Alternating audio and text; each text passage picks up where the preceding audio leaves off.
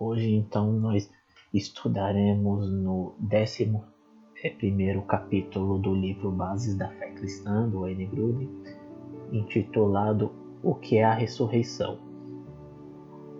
Em 1 Coríntios, no capítulo 15, no versículo 14, o apóstolo Paulo diz assim: E se Cristo não ressuscitou, é vã a nossa pregação e é vã a fé que vocês têm. Vemos então que crer na ressurreição é uma crença fundamental para a nossa salvação. Por isso precisamos entender sobre esse evento tão maravilhoso que aconteceu através da vida do nosso Senhor Jesus Cristo. Detalhes da ressurreição. Os 4 evangelhos nos fornecem informações a respeito da ressurreição de Jesus. Então podemos conferir em Mateus no capítulo 28, do versículo 1 ao 20, Marcos 16, do verso 1 ao 8, Lucas 24, do 1 ao 53, e João capítulo 20, do versículo 1 até o capítulo 21, verso 25. Os apóstolos também, ao longo de todo o livro de Atos, falam a respeito da ressurreição em Cristo e como é importante crer que ele ressuscitou e reina sobre tudo. Em resumo, o Novo Testamento apresenta amplas provas a respeito da ressurreição de Cristo. E não é só no Novo Testamento, podemos encontrar provas da ressurreição de Cristo na própria história. Um livro que eu recomendo que vocês leiam, que é um livro muito bom, se chama Em Defesa de Cristo, do autor Lee Strobel. Neste livro, o autor entrevista vários especialistas e obtém provas a respeito da ressurreição de Cristo.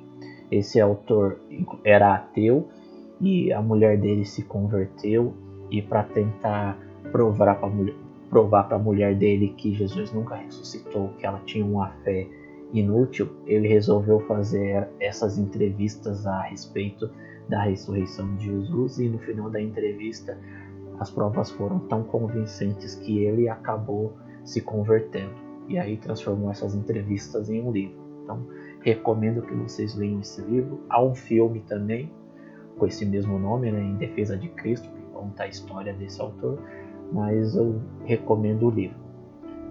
Depois eu vou até ver com a Rose se futuramente a gente não traz aqui no grupo um estudo a respeito desse livro.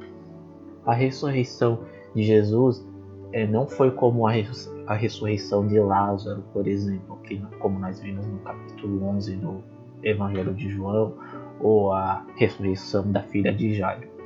Embora Jesus tenha ressuscitado com um corpo físico, pois nós vemos após a sua ressurreição que ele come com os apóstolos, ele pede para os apóstolos apalparem e ver que ele tem carne e osso. Então, embora o seu corpo fosse um corpo físico, era um corpo glorificado, um corpo que não estaria mais sujeito ao envelhecimento, a doenças ou a qualquer males que um corpo humano comum sofre. Com isso, Jesus estava inaugurando um corpo que nós um dia teremos, um corpo físico, porém um corpo glorificado, um corpo perfeito. O resultado da ressurreição. Jesus, com a sua ressurreição, obteve para nós uma nova vida que se mede pela sua. Embora ainda não estejamos com os nossos novos corpos, o nosso espírito já foi ressuscitado através da ressurreição de Jesus. Por causa da ressurreição de Jesus, nós podemos nos considerar mortos para o pecado, como Paulo diz lá em Romanos 6, verso 11. Assim vocês também considerem-se mortos para o pecado, mas vivos para Deus, em Cristo Jesus. A ressurreição de Jesus também garante a nossa justa posição perante Deus. Em Romanos 4:25, Paulo diz: o qual foi entregue por causa de nossas transgressões e ressuscitou para a nossa justificação. Então a ressurreição de Jesus garante a nossa justificação. Ao ressuscitar Jesus, Deus garantiu assim que o sacrifício de Jesus foi aceito. Ao ressuscitar, Jesus consumou a obra dele e podemos hoje nos considerar justos. O sacrifício que Jesus fez foi fez foi aceito pelo Pai e Deus nos considera justos agora por causa disso. A ascensão de Jesus. 40 dias após ele ter ressuscitado, Jesus subiu ao céu e se assentou à direita de Deus Pai.